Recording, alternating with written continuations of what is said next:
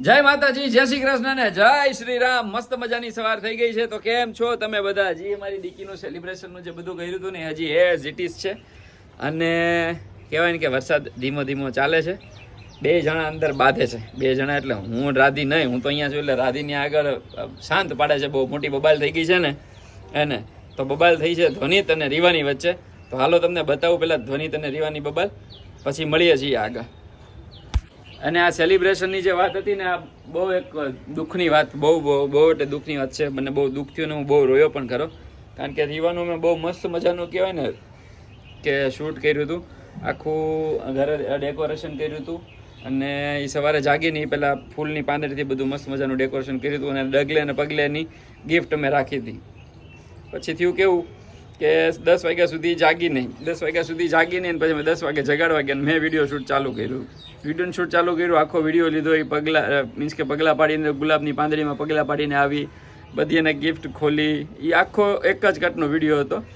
એ આખો એક જ કટનો વિડીયો, એક જ જે મારી ભૂલના કારણે ડિલીટ થઈ ગયો આખો. એટલે કહેવાય ને કે મને બહુ લાગી આવ્યું. એને એક્સપ્રેશન, એનું મૂડ, એની ખુશી બધું જ એમાં હતું. એટલે પછી 2 દિવસ સુધી મૂડ બી નહોતો અને બ્લોગ બી એટલે નહોતા આવતા. પણ હવે અમારા બ્લોગ કન્ટિન્યુ ચાલુ રહેશે. તમે બધા જેમ સપોર્ટ કરો છો એમ સપોર્ટ કરજો. પેલા ઓલા લોકો બાંધે છે ને એને મળી લઈએ આપણે, પછી પાછા મળીએ.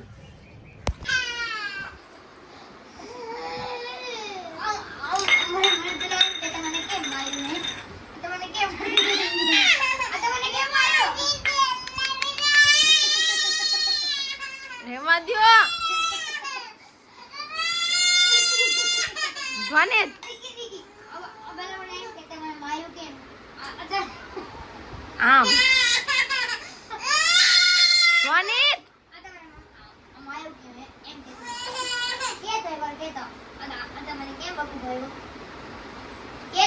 ક્યાં બકુ ભર્યું બતાય તો ને રાખતો હાથ લઈ લે. ઓ લાલ લાલ ટમાટા જેવો કાન કરને. કેમ બકુ ભર્યું ભૈયા ને?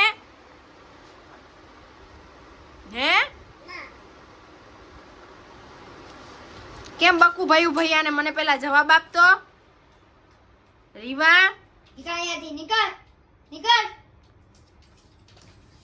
ધ્વનિત એવું ન કરાય, મૂકી દે.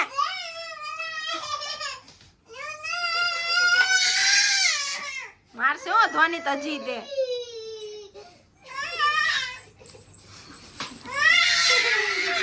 ધ્વનિત એને વાગશે બટા. ધ્વનિત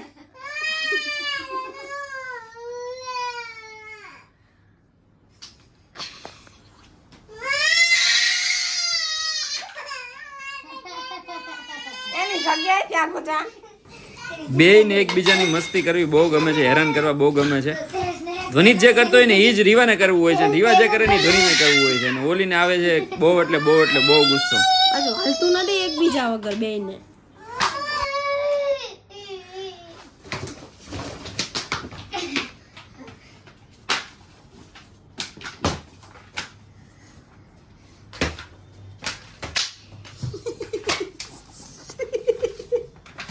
શું મળ્યું હે રીવા?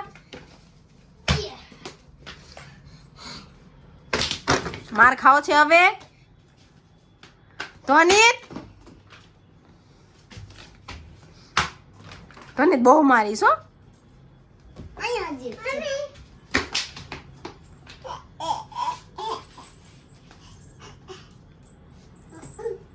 શું આવ્યું રીવા પાસે? ધ્વનિત બહુ મારીશ હો, ગુસ્સો કરાવડાવીશ નહીં એને. અહીંયા પડી જો. બધા કહે છે ને કે ભાઈ બહેનની વચ્ચે બહુ પ્રેમ હોય છે. તો પ્રેમ તો હોય જ છે, પણ એનાથી વધારે ઝઘડો હોય છે. એટલે આપણને પ્રેમ વધારે લાગે છે. અને આ ટેણી છે ને, ટેણી આ રીવડી અમારી, એ ઘરની ડોન છે. એના મમ્મીની જેમ દાદાગીરી જ કરવી હોય એકલી. તો રાધિકા રેડી થઈ ગઈ છે, મારી રીવા બી રેડી થઈ ગઈ છે, ધનુભાઈ બી રેડી થઈ ગયા છે, અને આપણે બી રેડી થઈ ગયા છીએ. બધાનું મેચિંગ છે. પેલા હારું મને બહુ પ્રોબ્લેમ થઈ ગયો છે. પ્રોબ્લેમ હમણાં બ્લેક કલર છે. બધાનું મેચિંગ બ્લેક છે. અને તમે બધા વિચારતા છો કે આ લોકો તૈયાર થઈને ઉપીડા ક્યાં? તો ક્યાં જવાનું છે આપણે? આપણે ક્યાં જઈએ છીએ? ક્યાં ગા બાપુના? તો અમે બધા જઈએ છીએ બાપુના ડેલે. ત્યાં આગળ ઘણા બધા મિત્ર મળવાના છીએ, તો જોડાયેલા રહેજો. ઘણા બધા ઇન્ફ્લુએન્સરો મળવાના છે અને મસ્ત મજાની મહેફિલ માણવાની છે. મહેફિલ શું કહેવાય રાધી એને? મહેફિલમાં મજા કરવાની છે. તો જોડાયેલા રહેજો. જઈએ છીએ ત્યાં, મળીએ પાછા. તો અમે પહોંચી ગયા છે બિમલભાઈના બાપુના ડેલે. મસ્ત મજાની જગ્યા છે. આપણે ક્યાં આયા? અહીંયા ઊભી રહીને બોલ. ક્યાં આયા?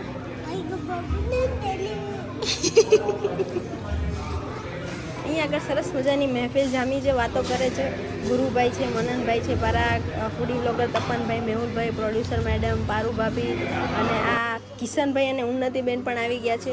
તો બધા વાતો કરે છે. બિમલભાઈ અને આ ગુરુભાઈ એવા મોઢા કરે છે ને બધાને હસાવવા માટે.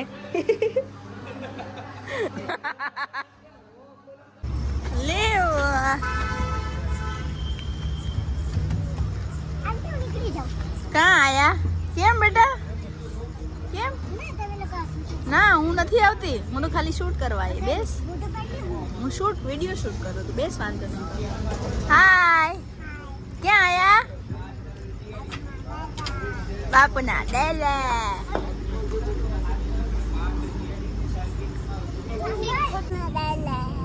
તને મજા આવે છે? મજા આવે છે?